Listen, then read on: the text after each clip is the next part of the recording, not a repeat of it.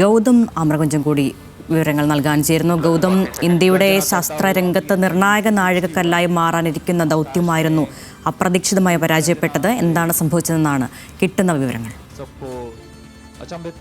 ലഭിക്കുന്ന വിവരമനുസരിച്ച് 3 ഘട്ടങ്ങളായിട്ടാണ് PSLV 61 US-9 വിക്ഷേപണത്തെ ISRO അതിനെ ക്രമീകരിച്ചിരുന്നത്. എന്നാൽ ഇതുമായി ബന്ധപ്പെട്ട് ആദ്യ 2 ഘട്ടങ്ങൾ വിജയകരമായി പൂർത്തിയാക്കാൻ കഴിഞ്ഞിരുന്നു. എന്നാൽ 3-ാം ഘട്ടത്തിൽ, അതായത് ഇതിന്റെ നിർണായക ഘട്ടത്തിൽ 3-ാം ഘട്ടത്തിൽ നിലവിൽ PSLVക്ക് അത് ലക്ഷ്യം കാണാൻ കഴിഞ്ഞില്ല എന്നതാണ് ഇപ്പോൾ നമുക്ക് ലഭിക്കുന്ന വിവരം. വിക്ഷേപണ ശേഷമുള്ള 3-ാം ഘട്ടത്തിലാണ് അപ്രതീക്ഷിതമായ സാങ്കേതിക തകരാറുണ്ടായത് എന്നാണ് നിലവിൽ ISRO നൽകുന്ന വിശദീകരണം. എന്നാൽ ഇതുമായി ബന്ധപ്പെട്ട് ശാസ്ത്രീയമായ, അതിന്റെ ടെക്നിക്കൽ പരമായിട്ടുള്ള വിശദാംശങ്ങളിലേക്ക് ISRO കടന്നിട്ടില്ല. വിക്ഷേപണം പരാജയപ്പെട്ടു എന്നുള്ള ഒരു ഒറ്റവരി പ്രതികരണമാണ് ISRO ചെയർമാന്റെ ഭാഗത്തു നിന്ന് ഉണ്ടായത്. എന്തായാലും നിലവിൽ നിരാശാജനകമായ ഒരു സാഹചര്യത്തിലാണ് കാര്യങ്ങൾ പോയിട്ടുള്ളത് എന്ന് നമുക്ക് വിലയിരുത്താനാകും. പ്രത്യേകിച്ച് PSLVയുമായി ബന്ധപ്പെട്ട് നമുക്കറിയാം, ഇന്ത്യ ഏറ്റവും അഭിമാനപൂർവ്വം അവതരിപ്പിച്ചിട്ടുള്ള വിക്ഷേപണത്തിനുള്ള വാഹനമായിരുന്നു, അല്ലെങ്കിൽ റോക്കറ്റായിരുന്നു PSLV. അതോടൊപ്പം തന്നെ PSLVയുമായി ബന്ധപ്പെട്ട് നേരത്തെ നടത്തിയിട്ടുള്ള പരീക്ഷണങ്ങളൊക്കെ തന്നെ, വിക്ഷേപണങ്ങളൊക്കെ തന്നെ വിജയമായി മാറുകയും ചെയ്തിട്ടുണ്ട്. അപൂർവമായ ഘട്ടങ്ങളിലാണ് PSLV പരാജയപ്പെടുന്ന സാഹചര്യം ഉണ്ടായത്.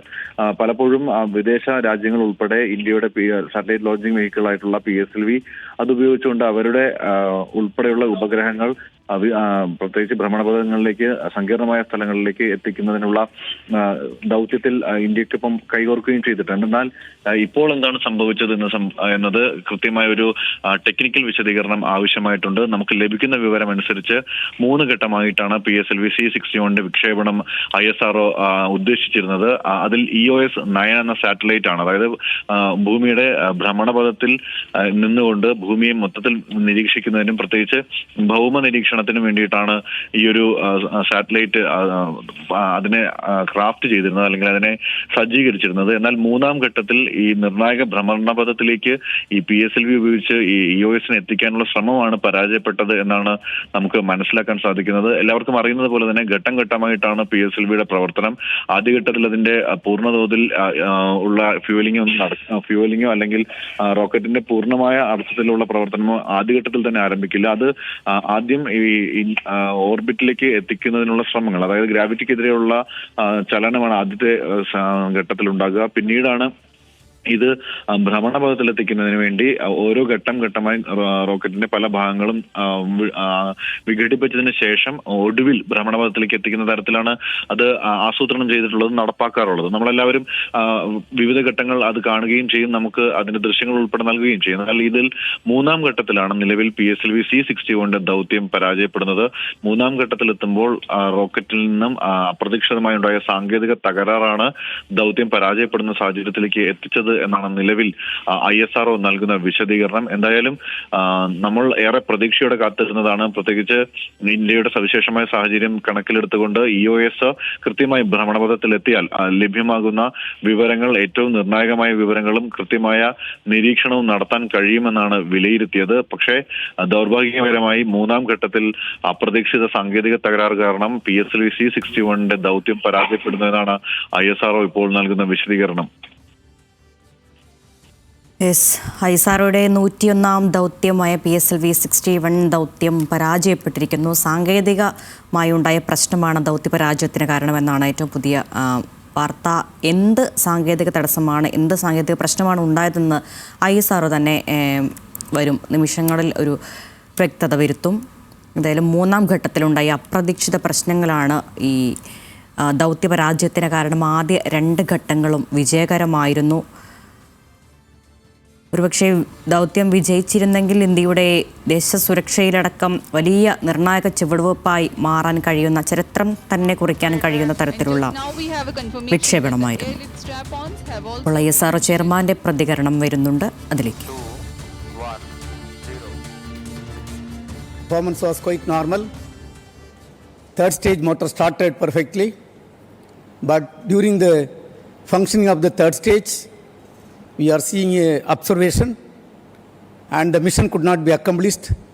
After analysis, we shall come back. Thank you. Yes, Gautam തുടരുന്നുണ്ട്. ഗൗതം, എന്താണ് ISRO ചെയർമാൻ പറയുന്ന കാര്യങ്ങൾ? നമ്മൾ ഞാൻ സൂചിപ്പിച്ച പോലെ തന്നെ ഇതിൽ ചെയർമാൻ നമ്മളോട് വ്യക്തമാക്കിയിരിക്കുന്നത്, അല്ലെങ്കിൽ ഈ ഘട്ടത്തിൽ ISRO നൽകുന്ന പ്രധാനപ്പെട്ട വിശദീകരണം ഇതിന്റെ പ്രൊപ്പൽഷൻ, അതായത് തുടക്കത്തിൽ നിന്നും ഈ റോക്കറ്റ് കത്തിച്ച് അത് ഗ്രാവിറ്റിയുടെ ആദ്യത്തെ അന്തരീക്ഷത്തിന്റെ ആദ്യ ഘട്ടം പിന്നീട് മുകളിലേക്കുള്ള സഞ്ചാരപാതയിലാണ് ഈ ഒരു പ്രശ്നം നേരിട്ടിരിക്കുന്നത് എന്നാണ് നമുക്ക് മനസ്സിലാക്കാൻ സാധിക്കുന്നത്. നിലവിൽ മൂന്നാം ഘട്ടം, അതായത് ആദ്യ 2 ഘട്ടങ്ങൾ വിജയകരമായി പൂർത്തിയാക്കിയതിനു ശേഷം ഈ ഭ്രമണപഥത്തിലേക്ക് ഈ ഉപഗ്രഹത്തെ എത്തിക്കുന്നതിനുള്ള നിർണായക ഘട്ടമാണ് മൂന്നാം ഘട്ടം ഉണ്ടാകുക. ഈ ഘട്ടത്തിലാണ് റോക്കറ്റ് അതിന്റെ മറ്റ് വിഘടനങ്ങളൊക്കെ കഴിഞ്ഞതിന് ശേഷം, അതായത് ഇതിന് നിരവധിയായിട്ടുള്ള പ്രൊപ്പൽഷൻ എഞ്ചിനുകളാണ് ഉള്ളത്. അത് ഓരോ ഘട്ടത്തിലും ഓരോ രീതിയിലാണ് അതിന്റെ ഇഗ്നീഷൻ നടക്കുക. അതായത് ഇതിന്റെ ഇന്ധനം കത്തിച്ച് ഇതിനെ ഭ്രമണപഥത്തിലേക്ക് എത്തിക്കുന്നതിനുള്ള ശ്രമങ്ങൾ ഓരോ ഘട്ടത്തിലും വിവിധ രീതിയിലാണ് ഇതിന്റെ ഫ്യൂവലിംഗ് അല്ലെങ്കിൽ ഇഗ്നീഷൻ നടക്കുന്നത്. ആ ഇഗ്നീഷൻ നടന്ന സാഹചര്യത്തിൽ മൂന്നാം ഘട്ടത്തിൽ പ്രശ്നം ഉണ്ടായിട്ടുണ്ട് എന്നാണ് നിലവിൽ ISRO ചെയർമാൻ മാധ്യമങ്ങളോട് വ്യക്തമാക്കിയിരിക്കുന്നത്. ഈ മൂന്നാം ഘട്ടത്തിലെ പ്രൊപ്പൽഷനിൽ സാങ്കേതിക തകരാർ നേരിട്ടു എന്നാണ് മനസ്സിലാക്കാൻ സാധിക്കുന്നത്. അത് ഏത് രീതിയിലുള്ള പ്രശ്നമാണ്, അതായത് ഉപഗ്രഹം ഉൾപ്പെടെ മൊത്തം കത്തിപ്പോകുന്ന നിലയിലേക്ക് അത് കൺട്രോൾ ചെയ്തുള്ളൊരു ഫ്യൂവലിംഗ് നടത്താൻ പറ്റാത്തതാണോ, അല്ലെങ്കിൽ മറ്റെന്തെങ്കിലും തരത്തിലുള്ള ഭാഗങ്ങൾ, അല്ലെങ്കിൽ ഈ ഭ്രമണപഥത്തിലേക്ക് എത്തിക്കുന്നതിന് ആവശ്യമായിട്ടുള്ള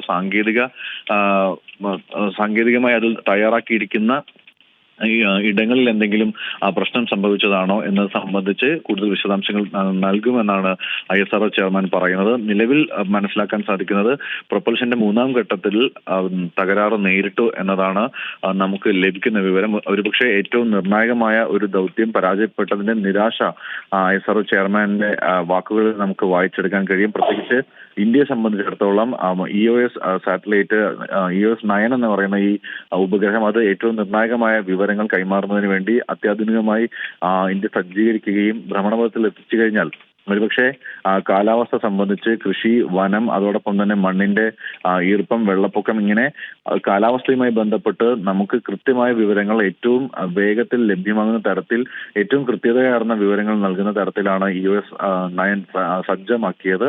അതിനോടൊപ്പം തന്നെ സാറ്റലൈറ്റ് ഇമേജിംഗുമായി ബന്ധപ്പെട്ട്, അതായത് ഭൗമ നിരീക്ഷണത്തിന് ആവശ്യമായിട്ടുള്ള ഇമേജിംഗ് സംവിധാനങ്ങളിൽ കൃത്യമായിട്ടുള്ള ഒരു അപ്ഡേറ്റഡ് വെർഷനാണ് EOS 9 സാറ്റലൈറ്റിൽ ഉണ്ടായിരുന്നത്. പക്ഷേ ദൗർഭാഗ്യകരമായി 101ാമത് വിക്ഷേപണം, ശ്രീഹരിക്കോട്ടയിൽ നിന്നുള്ള 101ാമത് വിക്ഷേപണം പരാജയപ്പെടുന്നു എന്നതാണ് ISRO ചെയർമാൻ തന്നെ സ്ഥിരീകരിക്കുന്ന വാർത്ത.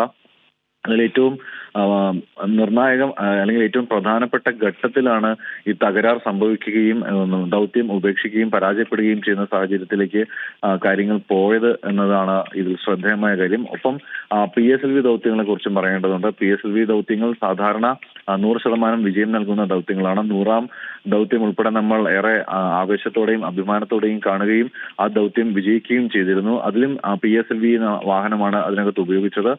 ഇന്ത്യയുടെ തന്നെ അഭിമാനകരമായ റോക്കറ്റ് ലോഞ്ചിങ് വെഹിക്കിളുകളിൽ ഒന്നാണ് PSLV.